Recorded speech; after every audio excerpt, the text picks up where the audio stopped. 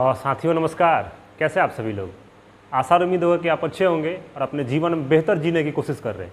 साथियों आज हम लोग पढ़ने वाले हैं प्रेजेंट कॉन्टिन्यूअस टेंस, और उसी प्रेजेंट कॉन्टिन्यूअस टेंस के जो है दो और नाम से हम लोग जानते हैं, जिसको बोलते हैं प्रेजेंट प्रोग्रेसिव टेंस, और साथ साथ एक और नाम से भी बोलते हैं प्रेजेंट इम्परफेक्ट टेंस। मतलब कहा जाता है कि प्रेजेंट कॉन्टिन्यूअस टेंस है, प्रेजेंट कॉन्टिन्यूअस टेंस का दो और नाम से हम लोग जानते हैं।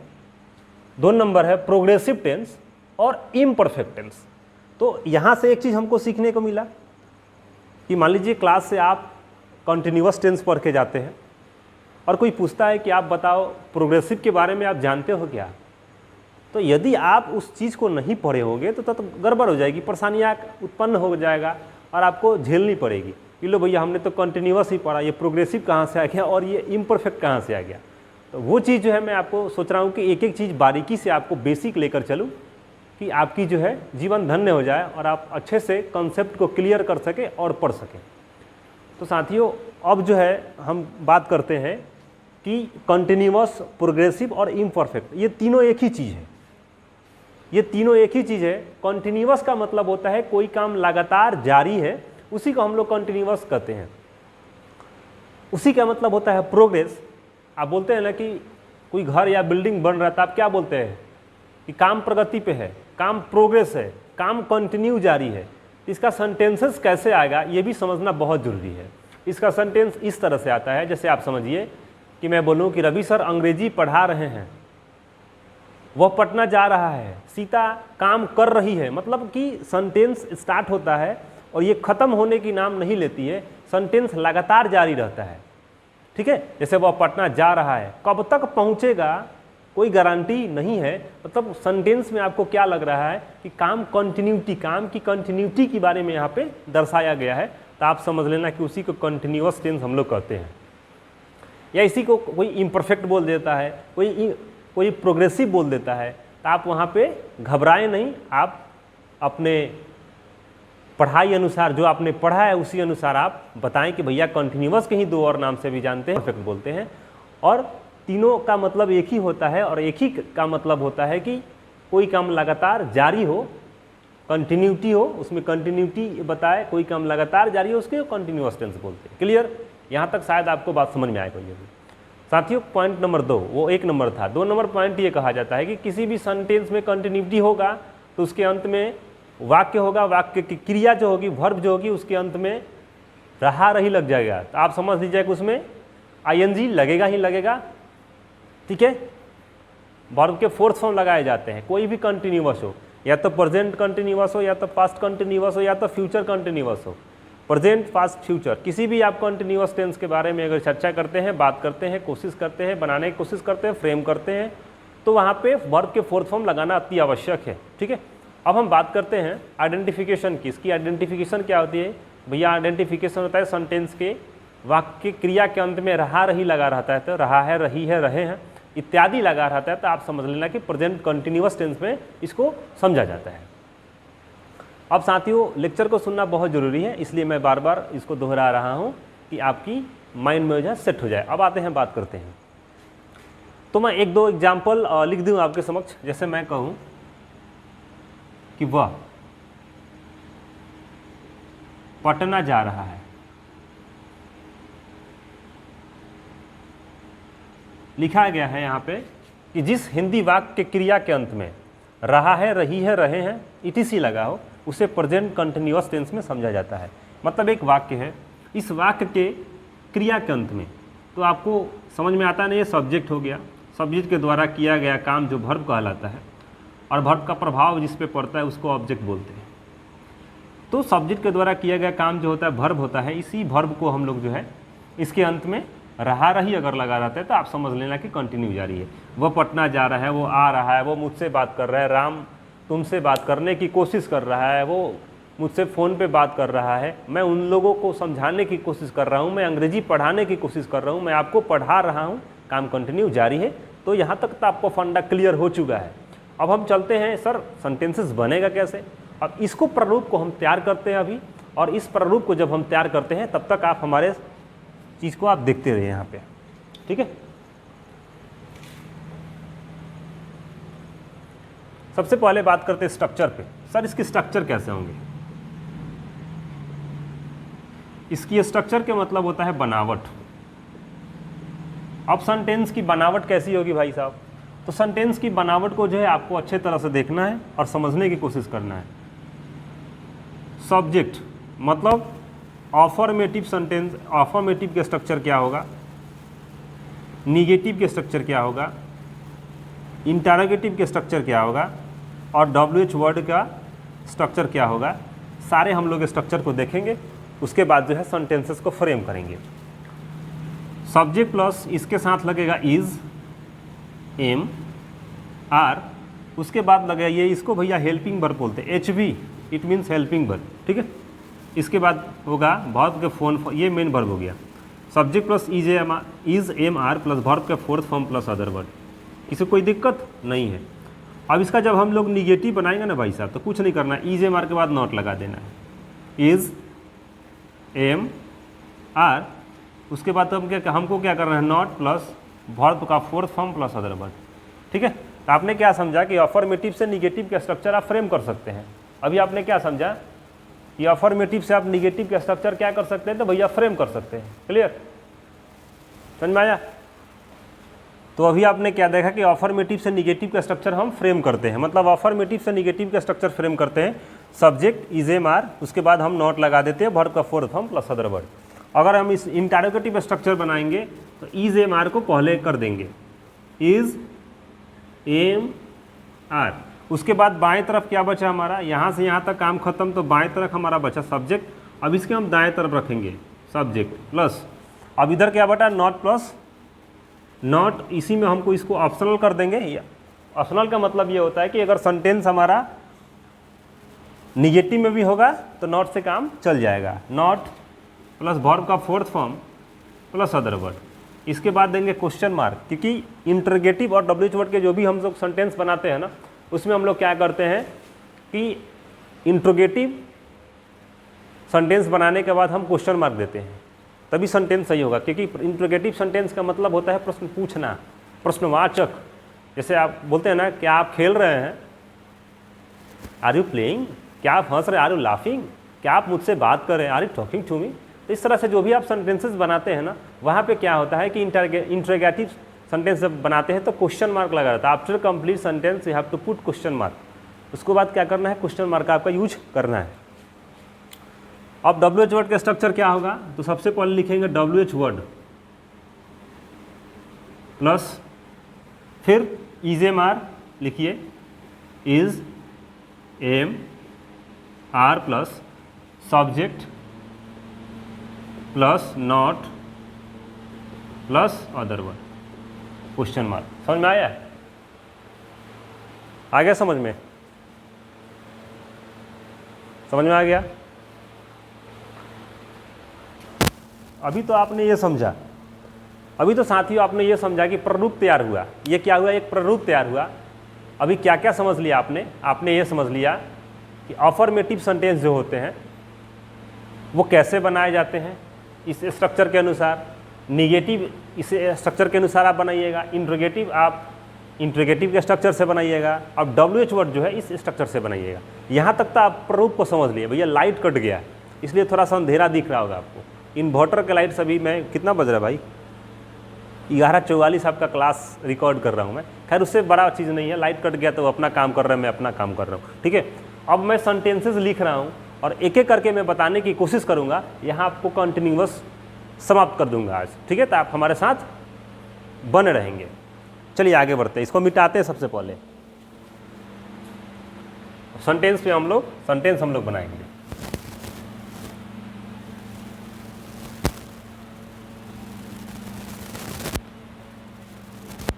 अब आइए दोस्तों, हम लोग सेंटेंस के तरफ चलते हैं। फर्स्ट क्वेश्चन हमारा ये रहा, मैं अंग्रेजी बोल रहा हूं। मैं अंग्रेजी बोल रहा हूं। सब्जेक्ट हमारा क्या है, आई के साथ क्या लगेगा, इज एम आर, आई के साथ एम लगता है, आई एम, हेल्पिंग वर्ब का काम खत्म, वर्ब का फोर्थ फॉर्म लगाइए। बोलना क्या होता है, speaking, I am speaking English. कोई दिक्कत? अगर इसी चीज़ को हम निगेटिव कैसे बनाएंगे? आई एम नॉट, क्योंकि हेल्पिंग वर्ब के बाद हम क्या करेंगे? Subject plus is am are plus not. Helping verb के बाद हम नॉट लगाएंगे। I am not speaking English, speaking English, I am not speaking English. अगर इसी चीज़ को हम इंटरोगेटिव बनाएंगे, क्या मैं अंग्रेजी बोल रहा हूँ? क्या मैं अंग्रेजी बोल रहा हूँ? अभी आपने क्या क्या बनाया? मैं अंग्रेजी बोल रहा हूँ, I am speaking English, I am speaking English, मैं अंग्रेजी बोल रहा हूँ, आई एम स्पीकिंग इंग्लिश। इसका आपने निगेटिव क्या बनाया? आई एम नॉट स्पीकिंग इंग्लिश, मैं अंग्रेजी नहीं बोल रहा हूँ। अगर मैं कहूँ क्या मैं अंग्रेजी बोल रहा हूँ, क्या मैं अंग्रेजी बोल रहा हूँ, है ना? क्या मैं अंग्रेजी बोल रहा हूँ, आप क्या बनाओगे? तो इंटरोगेटिव सेंटेंस आ गया। तो इंटरोगेटिव सेंटेंस इससे बनेगा, इस स्ट्रक्चर से बनेगा। इंटरोगेटिव स्ट्रक्चर का होता है कि इज एम और आर पहले आप लगाइए। तो भैया जब तक हमारा सब्जेक्ट का वेरिफिकेशन या सब्जेक्ट का वेरीफाई नहीं हो जाएगा तब हम कैसे लगाएंगे इज एम आर को? तो सबसे पहले हम सब्जेक्ट का ख्याल करेंगे कि भैया हमारा सब्जेक्ट क्या है। सब्जेक्ट हमारा आई के साथ क्या लगता है? एम। तो एम आई इसको पहले कर देंगे, क्योंकि हेल्पिंग वर्ब पहले लगाया जाता है। इस स्ट्रक्चर करता है कि जब भी आप हमारे सेंटेंस को, जो भी आप इंटरोगेटिव सेंटेंसेस को बनाते हो, तो हेल्पिंग वर्ब को पहले करो, हेल्पिंग वर्ब को पहले करो, उसके बाद सब्जेक्ट दो। तो हमने हेल्पिंग वर्ब पहले किया, तो हेल्पिंग वर्ब किसके अनुसार करेंगे? तो सब्जेक्ट के अनुसार हम हेल्पिंग वर्ब को पहले करेंगे। एम आई अब क्या करता है? स्ट्रक्चर कहता है कि नॉट लगाइएगा, वर्ब का फोर्थ फॉर्म लगेगा, ऑब्जेक्ट लगेगा। तो इसमें नॉट है, नहीं लगाइएगा। अब कह रहा है वर्ब का फोर्थ फॉर्म लगाइए। तो बोलना क्या होता है? Speaking, am I speaking. अंग्रेजी, इंग्लिश है, इंग्लिश, ठीक है। एम आई स्पीकिंग इंग्लिश, क्या मैं अंग्रेजी बोल रहा हूँ? उसके बाद हो जाएगा question mark, sorry for that, क्या होगा? क्वेश्चन मार्क होगा। इसी अनुसार जो है, अगर मैं दूसरा यहाँ पे सब्जेक्ट लगा दूँ तो क्या तुम अंग्रेजी बोल रहे हो, यहाँ पे हो कर देते हैं। क्या तुम अंग्रेजी बोल रहे हो, तो क्या कैसे बनाएंगे? यू में क्या लगता है? आर। तो आर को पहले कर देंगे कि हेल्पिंग वर्ब पहले करना बहुत जरूरी है। Are you speaking English?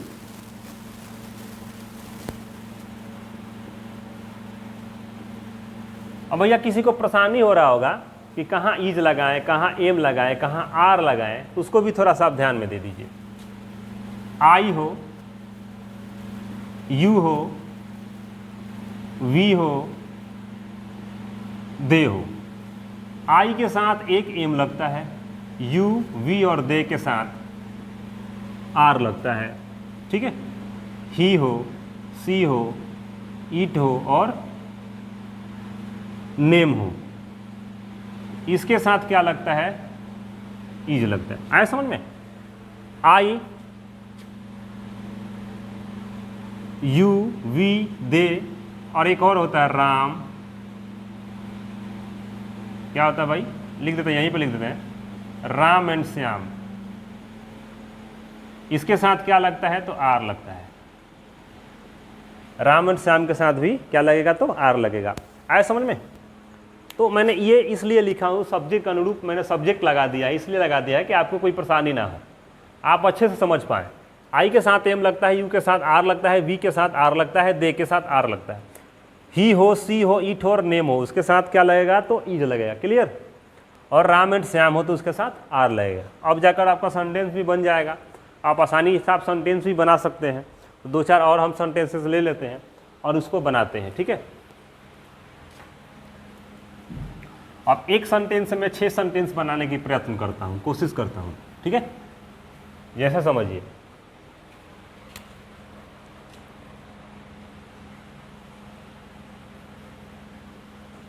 मैंने कहा रवि सर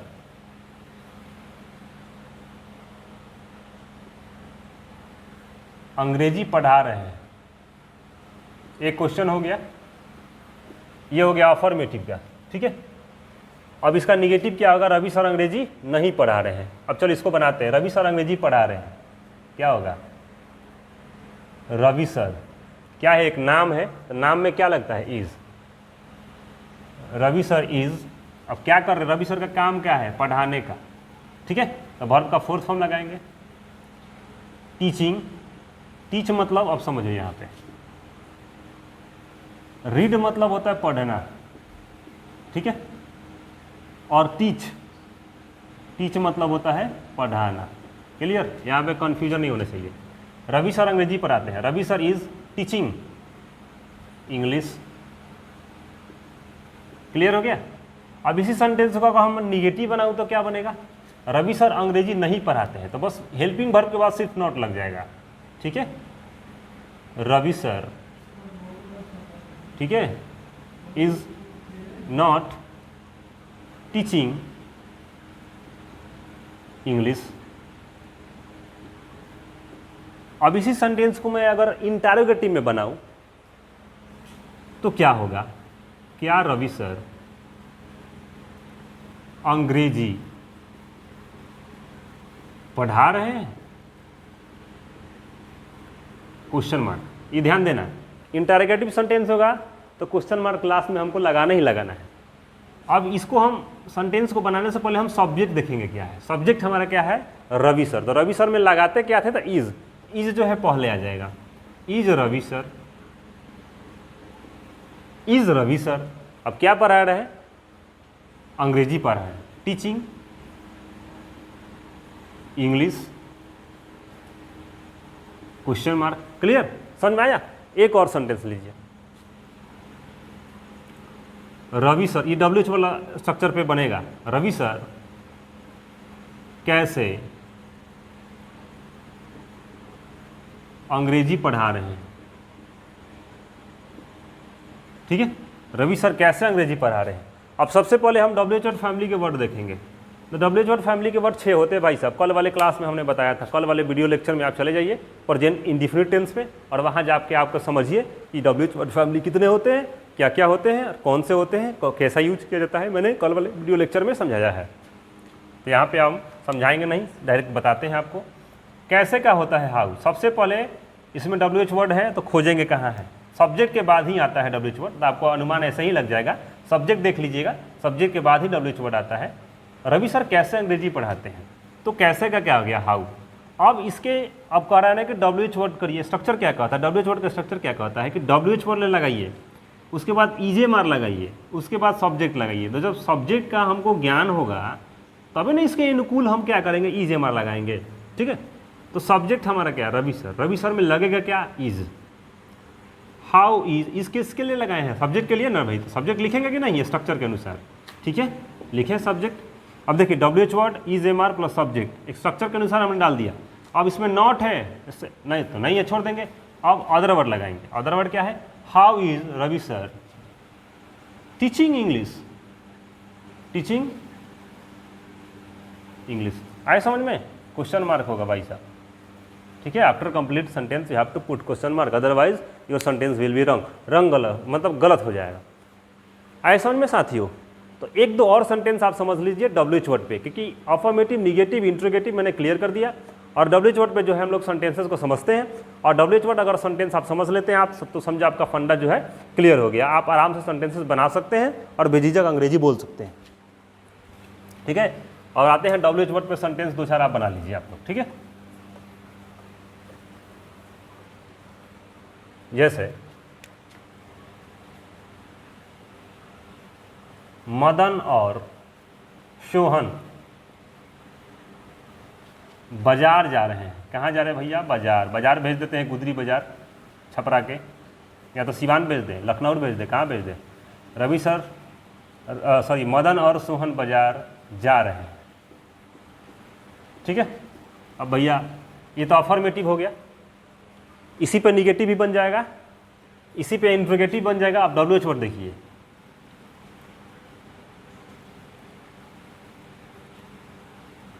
मदन क्यों बाजार जा रहा है, बाजार जा रहा है, क्वेश्चन मार्क। मदन क्यों बाजार जा रहा था, क्यों का मतलब क्या हुआ, ये डब्ल्यूएच वर्ड है। सेंटेंस में सब्जेक्ट के बाद क्यों, कैसे, कहाँ, कब, क्यों आ जाए तो समझ लेना कि डब्ल्यूएच वर्ड है।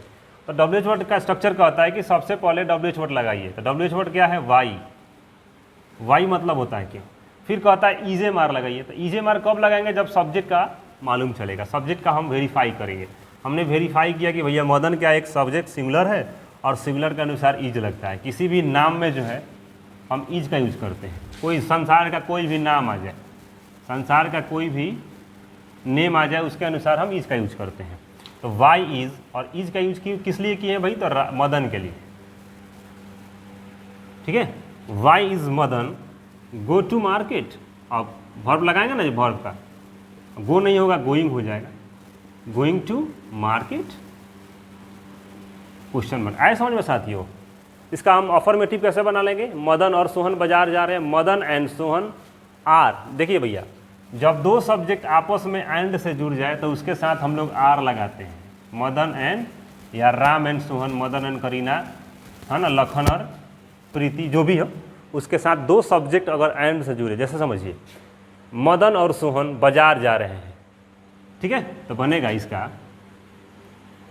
ट्रांसलेट आप करोगे तो मदन एंड क्या है, सोहन है, Sohan are going to market. Clear. तो इस तरह से सेंटेंसेस बनेगा। आई होप आप हमारे सारे फंडा को समझ पाए होंगे और बेझिझक आप अंग्रेजी बोलने की कोशिश कर रहे हैं। भैया पसीना भी ज़्यादा हो रहा है ना, क्योंकि जो है आप गर्मी के दिनों में लगातार बोलिएगा तो कहीं ना कहीं पसीना भी आएगा। तो आप ये क्या है कि एक प्रैक्टिस है, आप लोगों के अनुरूप जो है मैं प्रैक्टिस करता हूँ और समझाता हूँ, बताता हूँ, इसलिए जो है आपको ज़्यादा समझ में आ रहा होगा, आई होप। तो ये कंसेप्ट जो है यहाँ तक मैं समाप्त करता हूँ। अदरवाइज़ किसी भी प्रकार की दिक्कत परेशानियाँ हो तो आप मुझे कॉल कर सकते हैं, मैसेज कर सकते हैं और फंडा क्लियर कर सकते हैं। कहते हैं ना कि जीवन वही लोग जीते हैं जो कड़ी मेहनत और परिश्रम करते हैं। सोने वाले तो दिन भर सोते हैं और रात भर सोते हैं, तब भी नहीं बोल पाते हैं। और बोलने वाले वो भी होते हैं जो अप्रूप से मेहनत करते हैं और मेहनत करके जीवन को संवारते हैं। तो साथियों, मेरा कहना यही है कि जीवन मिला है तो रात मत देखिए और सुबह मत देखिए, सवेरा मत देखिए, जब भी मन करे तभी आप सेंटेंसेस बनाइए और फ्रेम करिए। लोग कहता है कि माहौल कैसे बनेगा, माहौल भैया बनाने से बनता है, माहौल आके नहीं बन पाता है। तो नमस्कार, फिर मिलते छोटे से ब्रेक के बाद। स्पोकन हब में फिर से आपका स्वागत है, जब भी आइएगा वेलकम है। लेते छोटे से ब्रेक और ब्रेक के बाद फिर मिलते हैं। नमस्कार।